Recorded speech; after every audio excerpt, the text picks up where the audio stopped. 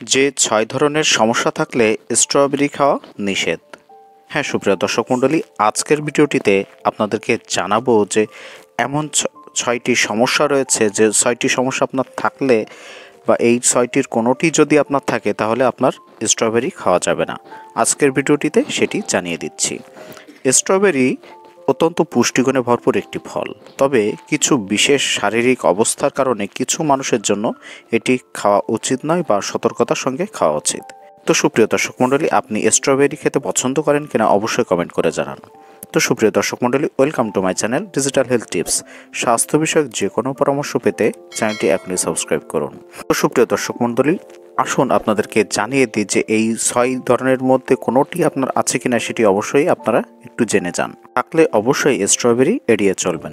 প্রথমত, যাদের অ্যালার্জির সমস্যা রয়েছে, যাদের স্ট্রবেরি বা বেরি জাতীয় ফলে অ্যালার্জি রয়েছে তাদের জন্য স্ট্রবেরি বিপজ্জনক হতে পারে। তো আপনার অ্যালার্জি আছে কিনা অবশ্যই কমেন্ট করে জানান। এটি চুলকানি, ত্বকে ফুসকড়ি, শ্বাসকষ্ট বা অ্যানাফাইলিক্সের মতো গুরুতর অ্যালার্জির সমস্যা সৃষ্টি করতে পারে। তাই এটি খাওয়ার পর কোনো প্রতিক্রিয়া যদি লক্ষ্য করেন তবে সেক্ষেত্রে স্ট্রবেরি খাওয়া এড়িয়ে যেতে পারেন। এরপরে দ্বিতীয়ত, যারা কিডনির রোগী রয়েছেন, কারণ স্ট্রবেরিতে রয়েছে পটাশিয়াম উচ্চমাত্রায়। কিডনির রোগীদের উচ্চমাত্রার পটাশিয়াম খুব ঝুঁকিপূর্ণ।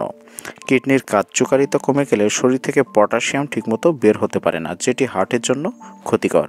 তাই কিডনি রোগীরা অবশ্যই এই স্ট্রবেরি খাওয়া থেকে বিরত থাকবেন। আপনার কোনো কিডনির জটিলতা আছে কিনা অবশ্যই কমেন্ট করে জানিয়ে যান।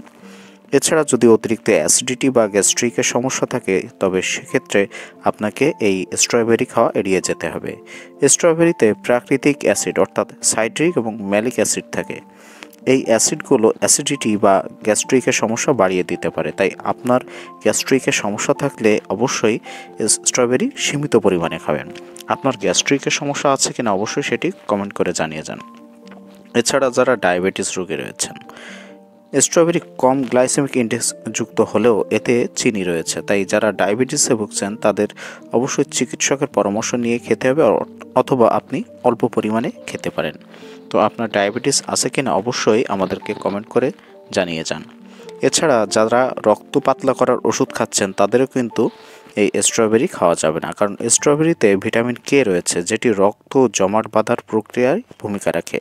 তাই যারা ব্লাড থিনারের ওষুধ বা ওয়ারফিন জাতীয় ওষুধ খাচ্ছেন তাদের জন্য কিন্তু স্ট্রবেরি খাওয়া নিষেধ। তো আপনি রক্ত পাতলা করার ওষুধ খাচ্ছেন কিনা অবশ্যই কমেন্ট করে জানান। এছাড়া ইরিটেড বাউল সিনড্রোম বা আইবিএসের সমস্যা থাকলে স্ট্রবেরির যে আঁশযুক্ত অংশ সেটি কিছু মানুষের জন্য হজমের সমস্যা তৈরি করতে পারে, এমনকি পেট ফাঁপা বা ডায়রিয়ার কারণও হতে পারে। তো যাদের আইবিএস আছে তারা অবশ্যই স্ট্রবেরি খুবই সীমিত পরিমাণে বা না খেলে ভালো হয়। আর আপনার আইবিএসের প্রবলেম আছে কিনা অবশ্যই কমেন্ট করে জানাবেন।